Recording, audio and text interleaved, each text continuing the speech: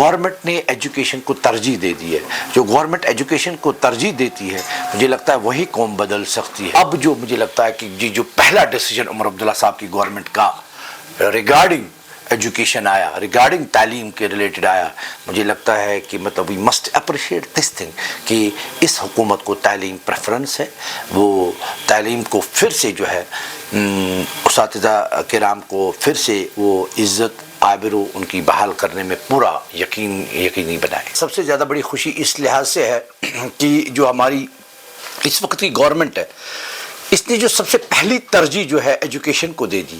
Cabinet کے حوالے سے آپ پہلا ڈیسیجن دیکھو گے جو کیبنٹ نے ایک بہت بڑا ڈیسیجن لیا اور یہ پہلا ڈیسیجن جو ہے یہ ایجوکیشن کے حوالے سے ہوا.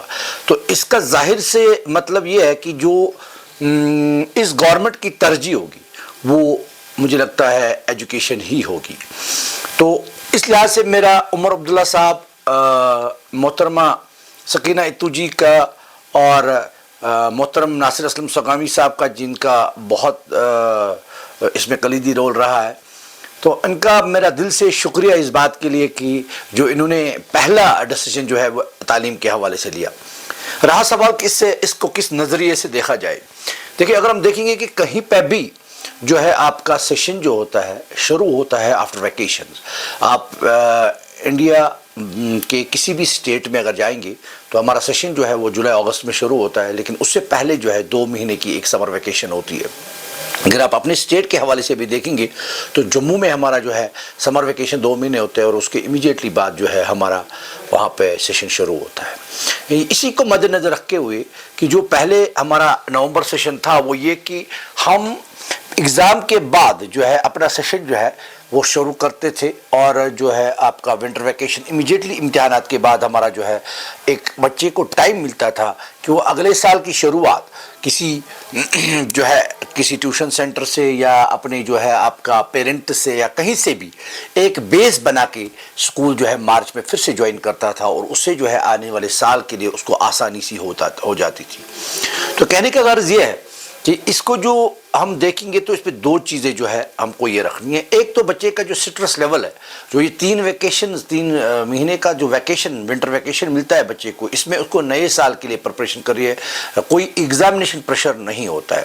دوسرا جو کمپٹیٹیو ایگزامز کے بعد کریں گے تو 12th کے امیڈیٹلی بعد جو آپ کا اکتوبر نومبر میں ایگزام کے بعد مئی میں آلموسٹ سارے جو ہے آپ کا JEE ایگزام سیکنڈ شفٹ اور نیٹ کا ایگزام جو ہوتا ہے وہ آپ کو مئی میں ہوتا ہے یا آپ کا مئی جون میں ہوتا ہے. تو اس سے آپ کو بچے کو جو ہے وہ کمپٹیٹیو ایگزام کے لیے 4-5 مہینے کا جو وقت ملتا ہے وہ شاید اور کسی اسٹیٹ میں یہ آپشن نہیں ہے اور یہ بچے کی فائدے کے لیے ہی جو ہے اسے ایک اچھا خاصا ٹائم جو اس کو ملتا تھا پریپریشن کے حوالے سے in addition whatever is the required preparation for the 2 years. اس کو بالکل صحیح طریقے سے انالائز کیا. اگر ہم دیکھیں گے کہ اگر جو بات کہی جاتی ہے ورکنگ ڈیز کی, ہم اگر دیکھیں گے کہ 20 سے 25% بچے جو ہے وہ کوچنگ کرتے ہیں, باقی جو بچے ہیں اسکولز پہ ڈپینڈنٹ ہوتے ہیں.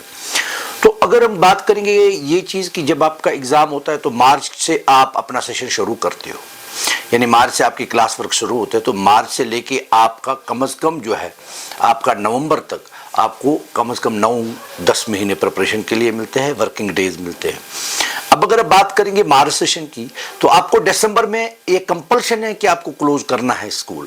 تو آپ جب مارچ سے ایگزام لیتے ہو تو اپریل تک یہ پروسیس جاتا ہے, تو آپ کا سیشن شروع ہوتا ہے مئی سے دسمبر, اس سے آپ کا سیشن ہوتا ہے مارچ سے لے کے December. So there is a hell of difference between the working days جو ہے وہ کافی زیادہ آپ کا 60-70 ڈیز کا ورکنگ ڈیز جو ہے امپروو ہوتا ہے آپ کے نومبر سیشن سے. تو کوچنگ کے حوالے سے اس کو جو ہے مجھے نہیں لگتا کہ کوئی زیادہ اس میں کوئی اثر پڑے گا, لیکن جو ورکنگ ڈیز ان دا اسکولز کی ہم بات کریں گے تو وہ بہت انکریز ہو جائے گا. اسکولز میں ایدر گورنمنٹ اسکولز اور the private schools will get enough time to complete the syllabus جو نارملی ہوتا تھا. اور اس حوالے سے جو ایک نارملی مئی سے لے کے آپ کا جو نومبر کے اینڈ تک اگر آپ اس وقت بھی جائیں گے تو سردی کا موسم ہے, 11th-12th کے بچے اس وقت جو ہے پریپریشن موڈ میں جا چکے ہیں, وہ خود پریپریشن کرتے ہیں, اسکول سے فارغ ہو چکے ہیں, اسکول نہیں جاتے ہیں, کم بچے اسکول جاتے ہیں. تو اس کا مطلب یہ ہے کہ ورکنگ ڈیز جو ہے وہ بہت کم ملتے تھے، اس میں جو ہے آپ کا ورکنگ ڈیز بہت انکریز ہوگا. یہ ایک خوش آئندہ قدم ہے. مجھے لگتا ہے کہ اس میں ایک اچھے سے سوچ وچار کے بعد جو عمر عبداللہ صاحب اور اس کی کیبنٹ کے حوالے سے جو ڈیسیشن آیا ہے، I think all private government coaching industry and the civil society جو ہے یا آپ کے عام لوگ جو ہے وہ بھی اس سے بہت خوش ہے. جتنے بھی ہم نے فون کالز کل سے ریسیو کی یا میسیجز ریسیو کی، ان میں مجھے لگتا ہے کہ سارے لوگ اس میں خوش ہیں. اور I am particularly thankful to وار صاحب for this all the efforts have taken from the day this session was changed. میں وار صاحب کا تہ دل سے شکریہ ادا کرتا ہوں اس چیز کے لیے. ایک ون مین آرمی کی طرح وہ اس کی ڈٹے رہے، جڑے رہے، اس کے ساتھ گورنمنٹ کے ساتھ جاتے رہے. اس سے پہلے بھی جو گورنمنٹ کے ہمارے آفیشلز تھے ان کے ساتھ بھی بار بار انہوں نے یہ ذکر کیا کہ ہمارا جو ہے آپ کو کنسیڈر کرنا ہے کہ ہمارا جو ویدر ہے، ہمارا جو ویکیشن ہے، اس کو کنسیڈر کر کے آپ جو ہے اپنا جو سیشن کو اس کو دوبارہ سے دیکھ لیں. میں نے پہلے ہی عرض کیا کہ جب آپ ونٹر میں بات کریں گے، جو امیڈیٹلی ایگزام کے بعد جو 3-4 مہینے کا وقت ملتا ہے، نیا سیشن بچہ ٹیوشن کی بات کریں گے، کوچنگ کی بات کریں گے. اس کا مطلب نہیں ہے کہ کوچنگ سینٹر، اس کا یہ بھی مطلب ہے کہ اس کو پیرنٹس گھر میں پڑھے لکھے پیرنٹس خود بچوں کو گھر میں پڑھاتے ہیں، up to 8th 9th 10th خود پیرنٹس بچوں کو پڑھاتے ہیں، وہ بھی ایک کوچنگ ہے. تو یہ جو بچے کو ہم تیار کرتے تھے 4 مہینے 5 مہینے نئے سیشن کے لیے، اس سے بہت آسانی ہوتی تھی جب بچہ اسکول جوائن کرتا تھا. یعنی وہ اس کے ساتھ ایک ٹیون ہوا ہوتا تھا نئے سلیبس کے ساتھ. ابھی آپ امیڈیٹلی ایگزام کرتے ہو، امیڈیٹلی نیکسٹ ڈے نیا سلیبس دیتے ہو، تو بچے کو ایک دم جو ہے ٹیچر اپنے لیول سے پڑھاتا ہے. 50 بچے کلاس روم میں ہیں تو ٹیچر کو اتنا ٹائم نہیں ہے، 45 منٹ کا کلاس ورک ہے، جو انڈیویجول اٹینشن نہیں ملتا ہے، جو آپ کو ایک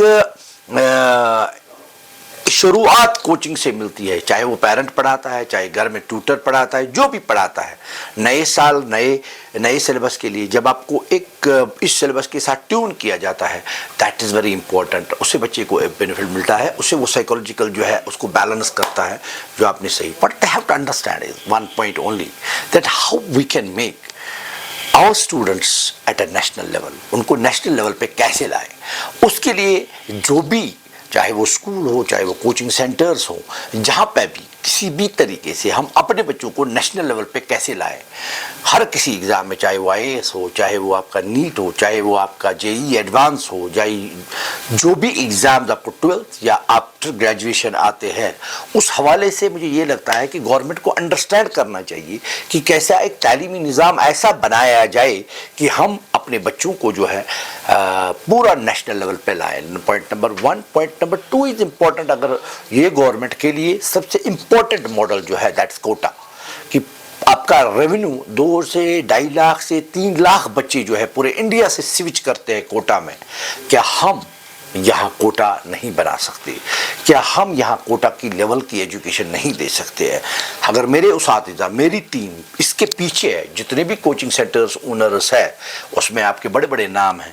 آپ کا آکاش کے جنید صاحب ہے، آپ کا سکائی کے صدام صاحب ہے، حامد مفتی صاحب ہے، آپ کے الطاف سر فزکس پڑھاتے ہیں، مبشر صاحب وار صاحب ہے، خورشید صاحب عالم ہے، کار ہے، جو بڑے ٹیچرز ہیں یہاں پہ. ان میں ڈاکٹر سجاد اللہ صاحب ہے، عرفان ماغرے صاحب، ایسے بڑے بڑے ہستیاں میں نے دیکھی ہے جو آپ کی پڑھانے میں مجھے لگتا ہے کہ کوئی مقابلہ نہیں ہوگا پورے انڈیا میں. لیکن کہیں پہ یہ ہوتا ہے جو دشواریاں ابھی تک، میں نہیں کہوں گا 2019 کے بعد جب سے گورنمنٹ کے آنے سے پہلے بھی، جو مطلب اسی نیشنل کانفرنس نے، اسی PDP نے جو پہلے دشواریاں کی تھی، مجھے آج لگتا ہے کہ آج کی سرکار جو ہے ایک ڈیفرنٹ طریقے سے آئی ہے. ایجوکیشن ان کا پریفرنس ہے، ایجوکیشن کو فروغ دینے میں یہ پورا کوئی کسر نہیں چھوڑیں گے. تو عمر عبداللہ صاحب سے میری ریکویسٹ ہوگی، ناصر اسلم صاحب سے میری ریکویسٹ ہوگی، سکینہ اتوجی سے میری ریکویسٹ ہوگی کہ come forward and see how we can make quota here. کیسے آپ 3 lakh 4 lakh students overall India سے یہاں لا سکتے ہو. کیسے آپ باہر سے لاکھوں کی تعداد میں ٹیچرز یہاں، جتنا آپ ٹورزم پہ دھیان دیتے ہو، آپ ایجوکیشن پہ دھیان دیں گے. 7 لاکھ کا وہی ٹورسٹ جو آپ کو پورا 1 سال یہاں رہے گا، 2 سال یہاں رہے گا، 2.5 سال رہا، اس کو آپ ٹورزم کی حساب وہ کتنا ریونیو آپ بڑھا سکتے ہو اگر آپ اس پہ ورک کرو گے تو.